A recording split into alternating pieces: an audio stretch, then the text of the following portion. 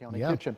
We're not going to bring Deborah Blanton on, but we are talking about a movie called The Kitchen with three big stars in this film. Thomas, tell me a little bit about the stars in this film. Oh, yeah, well, you've got Melissa McCarthy, you've also got Tiffany Haddish, as well as Elizabeth Moss, and they're three women whose husbands are kind of like crime bosses in the area. It's in Hell's Kitchen, New York, and this is back in the 70s, like 1978, I believe, and their husbands go to jail, and it shows them kind of stepping into their places and kind of taking over the crime empire.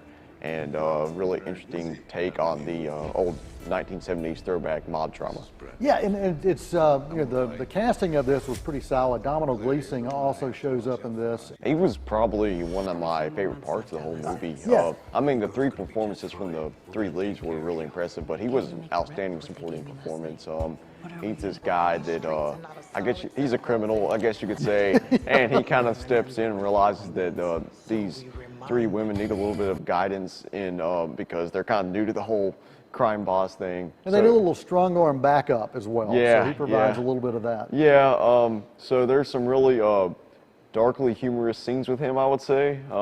You'll know it when you see it, but I won't. He teaches them how to get rid of a dead body. Yeah. Is an easy way to say it. Not that that's a humorous thing by any means, but well, that was my question. Is this a comedy? It's not. It's not. It's a crime drama, but there are elements that are organically humorous. I would say. Yeah. I mean, you're like you can't help kind of laugh at it, like, wow, that's kind of freaky, but you find yourself going, oh, okay.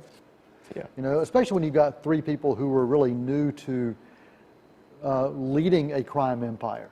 They're not new to criminal activities because they have husbands that have been involved in it, but when they have to take over or when they choose to take over is really what ends up happening. And a really strong cast. The acting was great. The storyline, I liked the storyline. I liked the concept of the story. Loved the soundtrack. The soundtrack had a lot of classic songs. You had Fleetwood Mac. You had Heart. what else? You had Heart. Heart was in Kansas. this. Kansas. So you have some really good songs in this that kind of set the time period. It's a period piece. Right? Period piece in the late 70s. And some solid choices from a cinematography standpoint. But I had some problems with it. You had some problems as well. Oh yeah, the biggest issue was definitely the pacing. It was only an hour and 42 minutes long, but felt like it was easily 2 hours.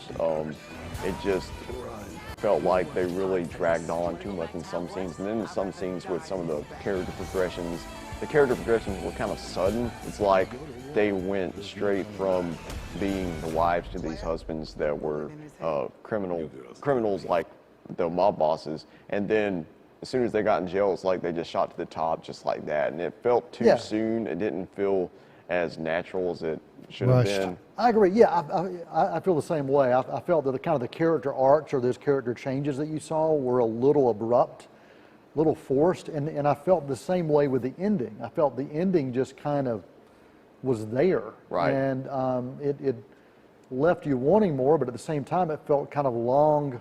Yeah. The movie felt long, so I'm with you on all the problems. Were there things that you liked about it other than what we've already touched on? Just like the atmosphere they created. They did a really good job kind of doing a throwback mobster movie. It kind of felt like a classic Scorsese or Coppola film in many ways.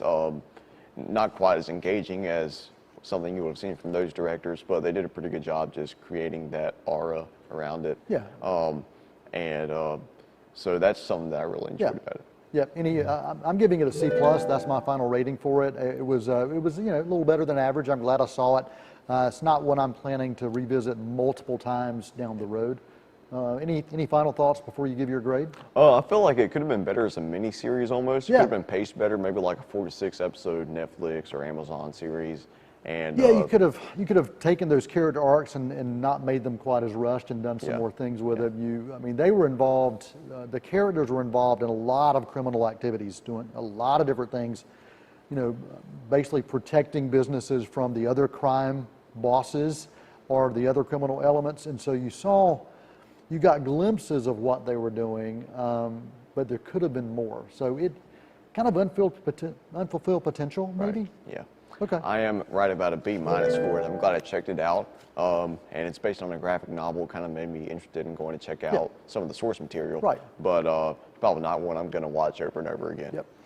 I was interested in seeing it. Now I'm a little more lukewarm about it, but I'll Yeah. probably watch it maybe when it's home video, I guess. Yeah. Just because Elizabeth Moss is always so good. She is. You know, Mad Men and Handmaid's Tale, she can kind of do no wrong. Right. And Melissa McCarthy, I think, is a great dramatic actress.